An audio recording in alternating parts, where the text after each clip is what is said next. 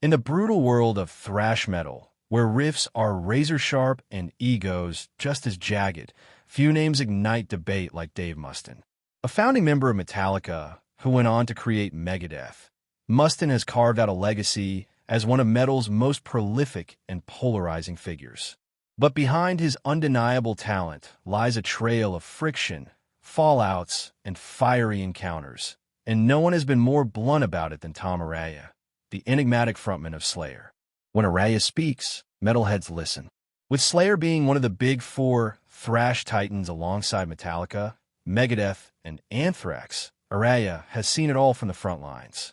And when he was asked point-blank why so many in the rock and metal scene can't seem to stand Dave Mustaine, his response didn't hold back. This isn't just another metal feud. It's a case study in ego, redemption, rivalry, and the scars of success. To understand why Tom Araya and others in the metal scene have butted heads with Mustaine, you have to go back, way back, to the origins of thrash itself.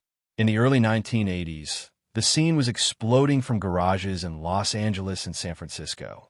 Metallica had just begun to make waves with their aggressive sound, and Dave Mustaine was at the core of it. He had the talent. No one questions that, Araya said in an unearthed interview from the early 2000s. But Dave always had a chip on his shoulder. Even back then, people would say, dude, he's going to self-destruct. Mustaine's 1983 firing from Metallica, allegedly over substance abuse and erratic behavior, only added fuel to that fire. In his own words, Mustaine has claimed he felt betrayed and humiliated. That rage would birth Megadeth, a project formed with one clear mission: outplay and outshine Metallica. But in the process, Mustaine's reputation among fellow musicians began to fracture. Slayer and Megadeth often shared stages, festivals, and press headlines. They were titans of the same war zone, but their chemistry offstage was far from harmonious. There was always tension, Araya admitted. Dave had this superiority complex, like he had something to prove every second of the day.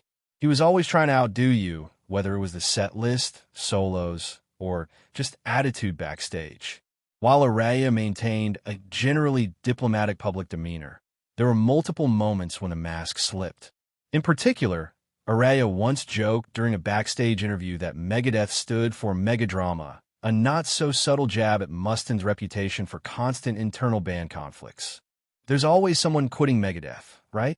The bassist leaves, the drummer leaves, the manager quits. That's not normal. That's not just bad luck. That's a pattern, Araya said. So what is it about Dave Mustaine that seems to rub people the wrong way? Tom Araya and others have pointed to a few key traits: paranoia, control issues, and an insatiable need for validation. He's one of those guys who can't let go of the past. Araya once said on a European radio show, every time we do something together, Big Four or whatever, he'd find a way to bring up Metallica. Dude, it's been decades. Let it go. In fact, during the 2010s Big Four reunion shows, the long-awaited collaboration between Metallica, Slayer, Megadeth, and Anthrax, tensions resurfaced almost immediately. There was always this vibe that Dave thought he should be running the whole thing, said a tour staffer. He kept pushing for more spotlight, longer set times, special treatment. The other band were just rolling their eyes. Kerry King, Slayer's guitarist and longtime Araya bandmate, was even more blunt. In an interview with Revolver, King said, Mustaine's talented, but he's a pain in the ass. He thinks everything's a conspiracy against him. You can't work like that. In later years, Mustaine's outspoken views on religion and politics added another layer of controversy. A born-again Christian, Mustaine has often used interviews to preach his worldview, sometimes at the expense of nuance. Tom Araya, also a Christian, offered a different perspective. Faith is personal, Araya once said. But Dave, he makes it part of the performance. I've got no problem with anyone's beliefs, but when you start alienating your fans, fellow musicians, and even your bandmates because they don't agree with your views, that's when you lose the plot. Mustaine's controversial remarks over the years, from conspiracy theories to inflammatory political statements, often put him at odds with the more grounded, apolitical stances of his peers. Even those who once admired his musicianship began to distance themselves. It's not just about music anymore, Araya commented. It's about the baggage. One of the most common observations about Mustaine is his obsession with Metallica. Even after decades of success with Megadeth, including Grammy wins and platinum albums, Mustaine continues to mention his early exit from Metallica in interviews. He never got over it, Araya said. And I get it, that had to sting. But come on, you started your own legacy. Be proud of that. At one of the Big Four shows, a moment occurred that summed it all up. During the final All-Star Jam of Am I Evil, Mustaine joined Metallica on stage. Cameras caught him fighting back tears. For some, it was touching. For others, it was more proof of the ghost he can't exorcise. Mustaine's always playing second fiddle. In his mind, Araya noted, no matter what he achieves, it's not enough unless he gets Metallica to say, "You were the best." That's not healthy, man. Another sore spot for Mustaine has been his constant reshuffling of Megadeth's lineup. Over the years, over 20 musicians have come and gone, often citing Mustaine's controlling behavior as the reason. Every time we'd meet Megadeth on tour, it was someone new, Araya recounted.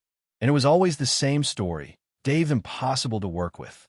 Chris Poland, Marty Friedman, Nick Menza, the list of high-profile exits goes on. While Mustaine insists he has high standards, others call it tyranny. Araya, who worked with the same Slayer lineup for decades with relatively little turmoil, saw things differently. If everyone around you keeps quitting, maybe it's not them, he said dryly. Maybe it's you. One of the more complex elements of Dave Mustaine's personality is the gap between his public persona and his behind-the-scenes behavior. In public, Mustaine often comes across as wounded but wise, a veteran who's been through hell and come out stronger. But in private, colleagues paint a different picture. There were times backstage where he'd just snap, Araya said.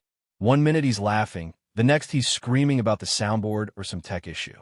And everyone's walking on eggshells. In contrast, Araya and Slayer developed a reputation for being no-nonsense, tight, and efficient. As one tour manager put it, Slayer came to crush. Megadeth came with drama. Despite all the friction, Tom Araya has admitted he still respects Dave Mustaine's talent. You can't deny what he's done for metal, Araya said. Megadeth has some killer records. He's a brilliant songwriter and guitarist. But just because you respect someone's art doesn't mean you want to share a bus with them. That sentiment is echoed across the industry. From Scott Ian of Anthrax to James Hetfield of Metallica, many have praised Mustaine's talent while simultaneously distancing themselves from his personality. He's like that guy in a bar who always needs to be the loudest, Araya said. And if he's not, he picks a fight.